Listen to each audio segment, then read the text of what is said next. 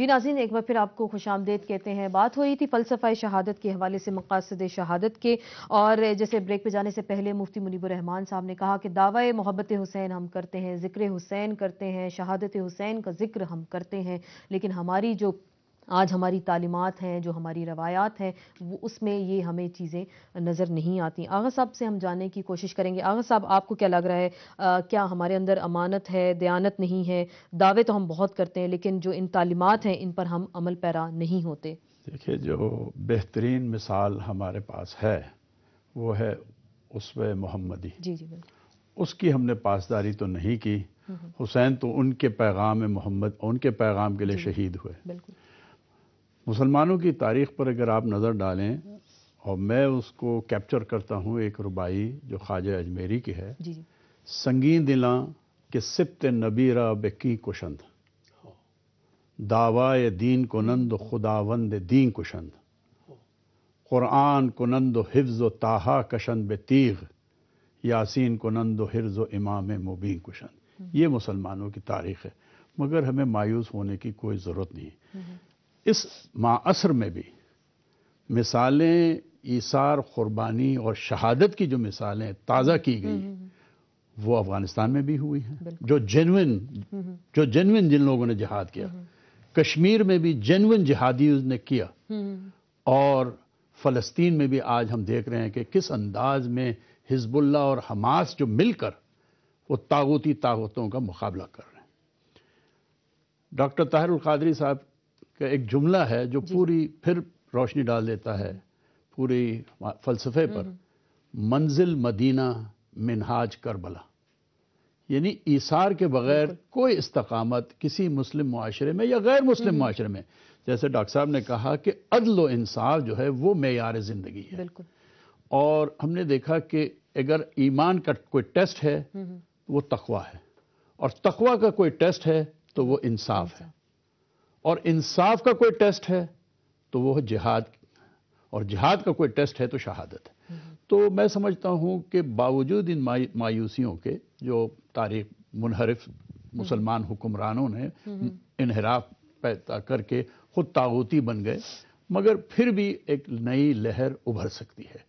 اور ہم نے دیکھا ہے کہ جس قسم کے ایران کا ماحول تھا، بالکل طاغوتی ماحول تھا، اور وہاں پہ ایک انقلاب آیا اور اسلامی انقلاب آیا۔ یہی امکان جو ہے پاکستان میں سب سے زیادہ قوی ہے، اور یہ جو لوگ دہشت گردی کر رہے ہیں اصل میں اسلامک ریولوشن کا راستہ روکنے کے لیے ان کو مامور کیا گیا۔ بالکل، بڑی اہم بات کی ہے۔ ہم اوریہ مقبول جان صاحب سے جاننا چاہیں گے، سینئر کالمنسٹ ہیں، اسکالر بھی ہیں۔ السلام علیکم اوریہ مقبول جان صاحب۔ جی وعلیکم السلام ورحمۃ اللہ۔ جی، آپ نے ابھی گفتگو سنی ہوگی، آغا صاحب نے بڑا اہم پوائنٹ اٹھایا۔ انہوں نے کہا کہ ایثار، عدل و انصاف جو ہے ہمارا معیار زندگی ہے، لیکن جو پاکستان کے اگر حالات کا ہم موازنہ کریں یا دیکھیں، جو انقلاب یہاں پہ آنا چاہتا ہے اس کو یہ نام نہاد جو دہشت گرد ہیں وہ اس کا راستہ روکنے کی کوشش کر رہے ہیں۔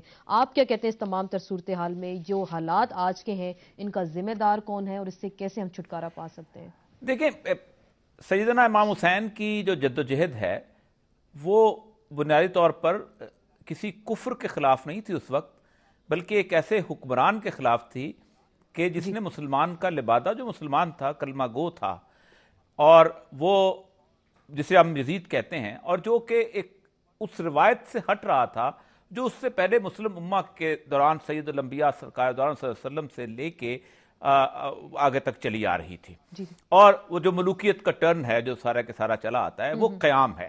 اب ہوتا کیا ہے کہ ایسے موقعوں کے اندر جس وقت یہ ساری صورتحال بدل رہی ہوتی ہے، بالکل ویسی ہوتی ہے جیسے کانٹا بدل رہا ہوتا ہے، اور کانٹا بدلتے ہوئے کچھ پتہ نہیں چلتا کہ ایک گاڑی جو ہے جو یہاں کا پاس ہی علیحدہ ہو رہی ہے، وہ ایک گاڑی پشاور پہنچ جائے گی اور دوسری گاڑی جو ہے وہ سیالکوٹ کی طرف یا کسی اور طرف چلے جائے گی۔ لیکن جو صاحب نظر ہوتا ہے، جس کو اللہ تعالیٰ نے بصیرت عطا کی ہوتی ہے، وہ جو نبی صلی اللہ علیہ وسلم کی حدیث ہے کہ اتقوا فراست المومن، مومن کی فراست ڈرو، انہ ینظر بنور اللہ، یہ اللہ کے نور سے دیکھ رہا ہوتا ہے۔ تو سیدنا امام حسین رضی اللہ تعالیٰ عنہ کا مسئلہ یہ تھا کہ وہ دیکھ رہے تھے کہ یہ کانٹا جو بدلتا جا رہا ہے یہ ایک دن مسلم امہ کو ایک ایسی جگہ لے آئے گا کہ جس جگہ پہ ہم حکمرانوں کے سامنے گھٹنے ٹیک دیں گے اور چند آوازیں کھڑی ہوں گی، لیکن اس وقت ہوتا یہ ہے جو صاحب بصیرت شخص ہوتا ہے وہ اس گاڑی کے سامنے خواہ اس کی جان جائے وہ اس کے سامنے کھڑے ہو جاتے ہیں اور کہتا ہے کہ میں ان کو بتا دوں کہ تم غلط راستے پہ چل رہے ہو. اور آپ دیکھیں کہ اس کے بعد ایک طویل عرصے تک مسلم امہ کے اندر صرف چند آوازیں اٹھی، اگرچہ کہ بہت بڑی بڑی آوازیں بھی اٹھی ہیں، جن میں زیاد بن علی کی آواز تھی، امام نفس تقیہ کی آواز تھی، امام محمد بن حنبل کی آواز تھی، امام ابو حنیفہ کی آواز تھی، بڑے بڑے لوگ تھے. اور یہ وہ لوگ تھے کہ جنہوں نے بتانے کی کوشش کی کہ تمہارا جو طرز حکمرانی ہے یہ بنیادی طور پر یہ غلط ہے. اب مسئلہ سارا یہ بڑی اچھی بات کی انہوں نے پرتا پویا صاحب نے کہ یزید بیسیکلی مسلمان تھا لیکن دہشت گرد تھا. تو ایک بات تو طے ہو گئی کہ شخصی حاکمیت تھی اس کی، شخصی حاکمیت، دہشت گردی کا بھی لفظ استعمال کیا تھا، میں آپ کا ٹکر پڑھ رہا تھا یہاں پر. تو ایک تو بات طے ہو گئی کہ اسٹیٹ ٹیررزم جو ہے اس کے خلاف کھڑا ہونا بھی جہاد ہے بنیادی طور پر. ایک بات تو یہ طے ہوئی. اب مسئلہ پتہ کیا ہے پاکستان کے اندر؟ مسئلہ یہ ہے کہ پاکستان کے اندر منزل کا تعین نہیں ہو پا رہا. ایک تو یہ ہے لیڈرشپ کے بارے، اقبال نے بڑی خوبصورت بات کی ہے کہ اپنا شب پیشے خدا بگری استمزار مسلمانہ چلا خورند و زارن ندا آمد نمی دانی کئی قوم دلے دارند و محبوب ندارن. اب مسئلہ سر یہ ہے کہ انہوں نے حماس کی مثال دی، باقی مسلم امہ کی ایک طویل مثال جو ہے ایسی ہے کہ جس میں ہمارے ساتھ وہ والٹیر کا ایک فکرہ ہے کہ ہم قوموں کا اور قوموں کے مذاہب کا المیہ یہ ہے کہ وہ ریچولز جو ہیں ان کے اوپر بہت زور دیتے ہیں اور ان کے ایسنس کو بھول جاتے ہیں. مثلا ہم یہ تو سمجھتے ہیں کہ نماز پڑھنی ہے، سجدہ دینا ہے، رکوع دینا ہے، لیکن خشوع و خضوع کو بھول جاتے ہیں. اسی طرح حضرت سیدنا امام حسین کی قربانی کو تو یاد رکھتے ہیں لیکن اس مقصد کو بھول جاتے ہیں کہ جو بنیادی مقصد تھا ان کا، اور وہ مقصد تھا قیام کا. ایک بہت بڑے اسکالر ہیں ڈاکٹر شریعتی ایران کے، ان کی تقریروں میں سے ایک تقریر ہے تشیع صفوی تشیع علوی، اور وہ کہتے ہیں کہ اس میں تشیع صفوی علوی جو تھی وہ بیسیکلی قیام کی تشیع تھا، وہ کھڑے ہونا تھا ظلم کے خلاف، ظالم بادشاہ کے خلاف. عام جو کہتے ہیں افضل الجہاد نبی صلی اللہ علیہ وسلم نے کہا ہے کہ ظالم بادشاہ کے سامنے کلمہ ہے کہنا، وہ تھا. ہم نے تشیع صفوی جب شروع کی، جب ہم نے لبادہ اوڑھ لیا ایسا کہ ہم ایک ان کا یوم منائیں گے اور ان کی باتیں کریں گے اور گریہ کریں گے، وہ کہتے ہیں گریہ تو ہے نہیں، یہ تو رنگ ایسا ہے کہ جس میں سرخ رنگ ہے جو کہ کھڑے ہونے کا رنگ ہے، جو شہادت کا رنگ ہے، اس میں گریہ نہیں، اس میں قیام ہے. یہ ہے بنیادی طور پر مقصد سیدنا حسین کی شہادت. بالکل. ہم بات کریں گے ڈاکٹر صاحب سے بھی. ڈاکٹر صاحب بڑی ڈیٹیل سے انہوں نے بھی فلسفہ شہادت کو بتایا اور مقصد جو شہادت تھا حضرت امام حسین کا وہ بھی ڈیفائن انہوں نے کیا. ہم خود کش حملہ آوروں کی اگر ہم بات کریں جو پاکستان کے موجودہ حالات، اس میں دیکھیں فاطمی دور میں ہم نے دیکھا حسن بن صبا کے جو کچھ مریدین تھے حشیشین ان کو، جن کو بولا جاتا تھا، اور وہ حشیش پی کے خلفاء کو جا کے قتل کرتے تھے اور اس کے بعد اپنے آپ کو مار دیتے تھے. اسیسن کا لفظ نکلا اس سے، انگریزی میں جو لفظ اسیسن ہے حشیشین سے نکلا، اسی وقت نکلا. اور چنگیز خان، جی بالکل، چنگیز خان ان کے خلاف آیا اور ان کو ان کے خاتمے کے لیے اپنا کردار ادا کیا اور ان لوگوں کو اسلام سے خارج کر دیا گیا تھا. آج کے دور کے جو خودکش حملہ آور ہیں، خصوصاً جو پاکستان میں ہیں، اسٹیٹ کی رٹ کو چیلنج کر رہے ہیں، معصوم لوگوں کو مار رہے ہیں، ان کے بارے میں آپ کیا کہتے ہیں کہ کیا یہ کون لوگ مرتد ہیں، یہ کیا ہیں، کس قسم کے لوگ ہیں؟ دہشت گرد تو ہم تو ان کو کہیں گے.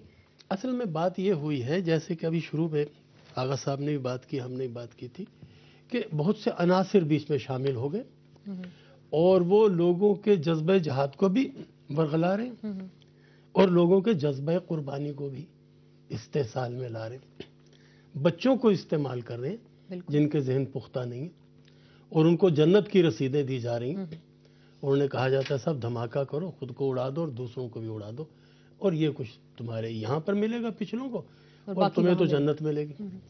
اب یہ استحصال ہے ذہنوں کا جس کو کنڈیم کرنا چاہیے.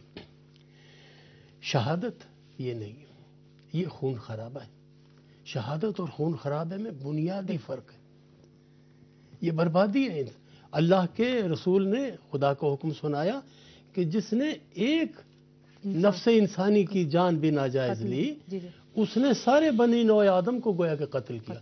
اور یہ صرف قرآن کی بات نہیں ہے، یہ پرانی آسمانی کتابوں میں بھی ایسا ہی ذکر تھا کہ کس انسانوں کی جان آپ نہیں لے سکتے. آپ خود اپنے جسم کی جان کے مالک نہیں ہیں. خودکشی اسی لیے حرام ہے.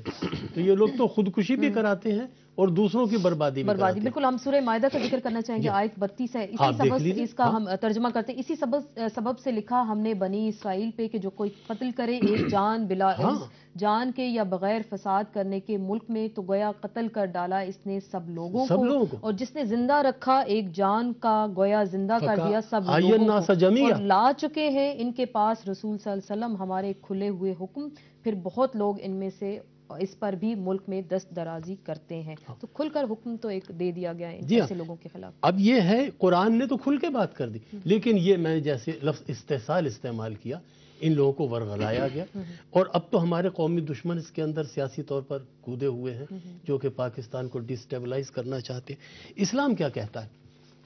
اسلام کی یہ کہتا ہے کہ توحید پر یقین واسق اور رسالت پر یقین کامل اسلام ہے. حضور صلی اللہ علیہ وسلم کی رسالت کو مانے بغیر کوئی توحید کے کتنے نعرے لگائے وہ ایمان میں نہیں آتا, اسلام میں نہیں آتا. یہ دو چیزیں. اللہ سے تعلق کی منازل عین الیقین اور حق الیقین ہے, اور حضور صلی اللہ علیہ وسلم سے تعلق کی انتہا محبت ہے. قرآن کہتا ہے الا لا ایمان لمن لا محبت اللہ.